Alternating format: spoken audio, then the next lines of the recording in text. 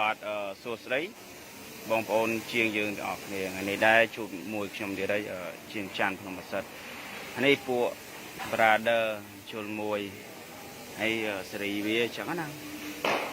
នេះខ្ញុំចង់បញ្ជាក់បង្ហាញពីរបៀបសេរីល្បឿនក្នុងបិទបើកវត្តចាក់សោប៊ីតុងល្បឿនសាក់មុខអីចឹងណាវាមានក្នុងកម្មវិធីវាក្នុងនឹងតែសញ្ញាក្នុងនេះវាអត់មានទេអានេះទៅចូលក្នុងកម្មវិធីវាអញ្ចឹងអានេះខ្ញុំបង្ហាញពីរបៀបបិទបើកវត្តយើងចុចសញ្ញាសាក់មុខនេះមក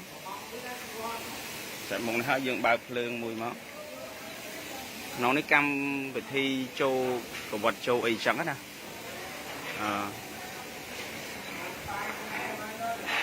អានេះមកចូលឡើងចុះមកយើងដាក់ yes dn នេះមកចូលចុះហើយយើងចង់ save វាយើងចុចសញ្ញាសាក់មុខខាងក្រោមអាហ្នឹងគឺ save វាអញ្ចឹងណាអញ្ចឹងយើងយើងចុចវាដោះវាវិញមកយើង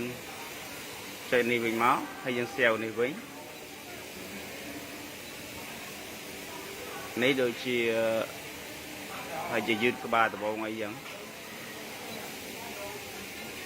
អានេះយើងដេយឺតក្បាលដបងបើសញ្ញាបើមកជុលយើង PA ធម្មតាវាមានសញ្ញាព្រួញកាច់អញ្ចឹងណាអានេះបើវាអត់មានទេនេះក្នុងនេះគឺ5នេះគឺអាហ្នឹងសញ្ញាលឿនយឺតក្បាលដបងអានេះបិទបើកកវិតយើងដាក់ out បើកយើងដាក់ on save វាមកគឺអក្សរហ្នឹងគឺបិទបើកកវិតគឺវាយើងដេទៅកបិតអត់លោតអញ្ចឹងណាយើង save វាវិញមកបាទហើយយើងហើយបើយើងចង់ save មួយណាមួយយើងចុចអានេះមកដល់វាដំណើរការធម្មតាវិញហើយអាហ្នឹងពីរបៀបបិទបើកកវិតចូលឡើងចុះនិងយឺតក្បាលដបងហើយមួយទៀតមានបង្ហាញមកកលៈទៀតគឺយើងបិទបើកល្បឿនឃើញទេចុចសញ្ញាសាក់មុខខាងក្រោមបូកជាមួយល្បឿនហើយយើងបើកភ្លើងមក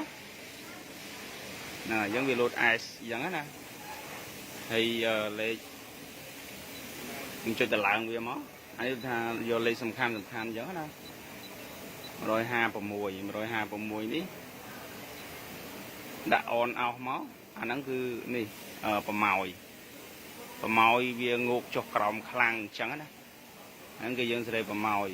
ងោកចុះក្រោមបើយើងដេពងកញ្ចក់អញ្ចឹងទៅហើយយើងសៀវវាចេះវិញមកអញ្ចឹងណាយើងដូរដាក់វិញសៀវវាវិញមក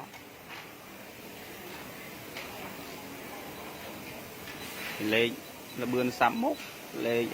184នេះល្បឿនសាប់មុខ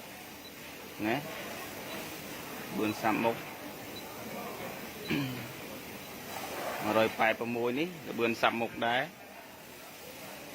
ហើយយើងយកតលេខសំខាន់អញ្ចឹងណា189នេះល្បឿនក្នុងនេះល្បឿនក្នុងនេះ189នឹងល្បឿនក្នុងយើងកំណត់មក4300អញ្ចឹងណាហ្នឹងខ្ញុំប្រាប់គោអញ្ចឹងទៅព្រោះយើងធ្លាប់ប្រើយើងដឹងគាត់ថាវាសេវយើងសេវនេះមកជាប់ហើយ456នេះហ្នឹងគឺល្បឿនសាប់មុខទាំងអស់មក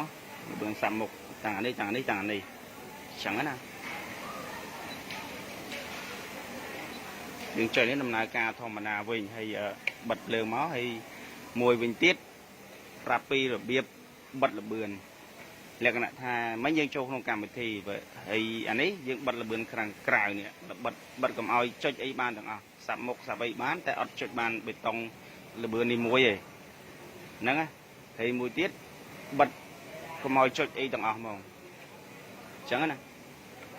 យើងចុចសញ្ញា C អក្សរ C នេះបូកជាមួយនឹងល្បឿនមកបើកភ្លើងលោត E